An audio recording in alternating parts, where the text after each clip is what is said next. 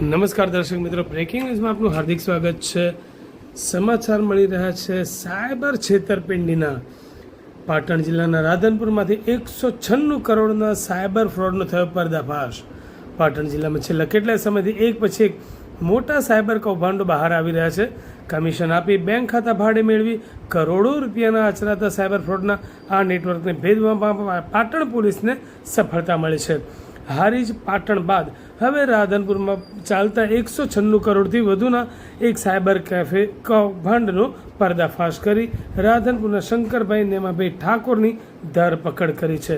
જ્યારે અગાઉ હારીજના સાયબર ફ્રોડના કેસમાં હાલ જ્યુડિશિયલ કસ્ટડીમાં રહેલા હર્ષદ ઠક્કરની પણ આ કેસમાં સંડોવણી બહાર આવતા તેના પર વધુ એક પોલીસ ફરિયાદ નોંધાઈ છે।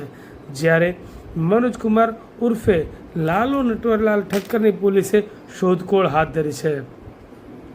સાયબર ગુનાઓ પર અંકુશ મેળવવા માટે સરકાર ઓપરેશન મ્યુલ હન્ટ 2.0 શરૂ કર્યું છે। ત્યારે આ ઓપરેશન હેઠળ શંકાસ્પદ બેંક ખાતાઓની ચકાસણી દરમિયાન પોલીસને બાતમી મળી હતી કે રાધનપુરના શંકરભાઈ નેમાભાઈ ઠાકોરે કમિશનની લાલચમાં પોતાના નામે બેંક ખાતાઓ ખોલાવી અન્ય વ્યક્તિઓને ભાડે આપે છે।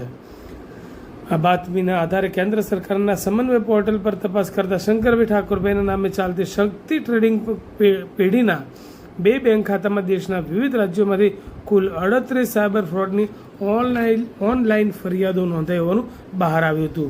ખાતાધારક શંકરભાઈ ઠાકોરભાઈની સઘન પૂછપરછ કરતા સમગ્ર કૌભાંડનો પર્દાફાશ થયો છે। મજૂરી કામ કરતા શંકરભાઈએ જણાવ્યું હતું કે સપ્ટેમ્બર 2025 દરમિયાન રાધનપુર મહેસાણા હાઈવે પર મીઠાશ હોટલ પાસે તેમને મનોજકુમાર ઉર્ફે લાલો નટવરલાલ ઠક્કર રહેઠાણ ધોકાવાડા સાંતલપુરના મળ્યા હતા। મનોજકુમારે શંકરભાઈને દર મહિને 10,000નું કમિશન આપવાની લાલચ આપી બેંક ખાતું ખોલાવવા સમજાવ્યા હતા। શરૂઆતમાં ખોટો ધંધો હોવાની શંકા વ્યક્ત કરી હતી, પરંતુ મનોજકુમારે તેને કાયદેસરનો વ્યવસાય ગણાવી વિશ્વાસમાં લીધા અને જણાવ્યું કે પાટણના હર્ષદભાઈ ઠક્કર પણ આ કામ સંભાળી રહ્યા છે।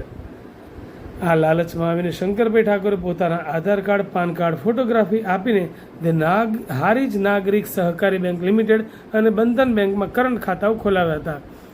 ખાતા ખોલ્યા બાદ આરોપી મનોજકુમાર અને હર્ષદભાઈ ઠક્કરે આ ખાતાઓની તમામ ચેકબુક, પાસબુક, એટીએમ કાર્ડ, કોરા ચેક પર સહીઓ કરાવી તેમજ બેંક ખાતા સાથે લિંક કરેલા નવા સિમ કાર્ડ સહિતની બેન્કિંગ કિટ પોતાના કબજામાં લઈ લીધી હતી। આ તમામ સામગ્રી સાયબર ગુના આચરતી ગેંગને પૂરી પાડવામાં આવી હતી, જેનો ઉપયોગ લોકો સાથે OTP fraud, one time password fraud, APK file કે ખોટી લિંક મોકલી ખાતાના એક્સેસ મેળવવા, ન્યૂડ વિડીયો વાયરલ કરવાની ધમકી આપી સેક્સટોર્શન કરી નાણાં પડાવવા તેમજ ઓનલાઈન જુગાર અને સટ્ટાની ગેરકાયદેસર પ્રવૃત્તિઓ માટે કરવામાં આવતો। હાલમાં આ મામલે રાધનપુર પોલીસે ખાતાધારક શંકરભાઈ નેમાભાઈ ઠાકોર, વચેટિયા તરીકે કામ કરનાર મનોજકુમાર ઉર્ફે લાલુ નટવરલાલ ઠક્કર અને હર્ષદભાઈ ઠક્કર તેમજ તપાસમાં બહાર આવેલ તેવા તમામ શખ્સો વિરુદ્ધ ભારતીય ન્યાય સંહિતાની અલગ અલગ કલમો હેઠળ તથા આઈટી એક્ટ મુજબ ગુનો નોંધી વધુ તપાસ હાથ ધરી છે।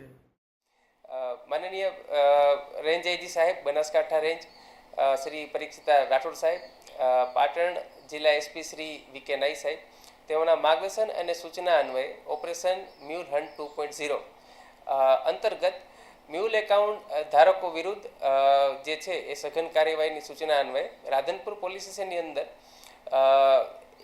જે મ્યુલ એકાઉન્ટ ધારકો છે તેઓની જે શંકાસ્પદ એક્ટિવિટી છે તેની અંદર ભારત સરકારના સમન્વય પોર્ટલ તેમજ એનસીસીઆરપી પોર્ટલની મદદથી 2 એકાઉન્ટ ને શંકાસ્પદ લઈ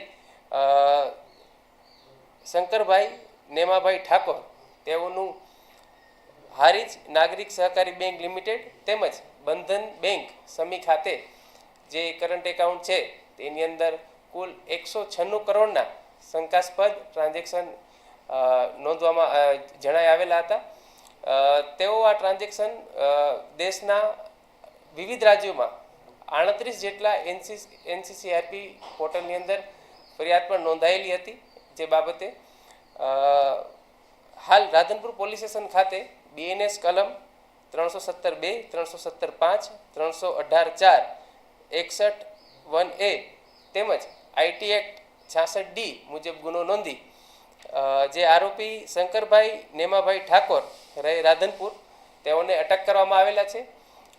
આ ગુનાના કામે જે બીજા બે આરોપી છે મનોજ કુમાર ઉર્ફે લાલુ નટવર ઠક્કર રહેઠાણ સાંતલપુર તેમજ હર્ષદભાઈ ઠક્કર રહેઠાણ પાટણ તેઓને અટક કરવા માટેના પ્રયત્ન ચાલુ છે.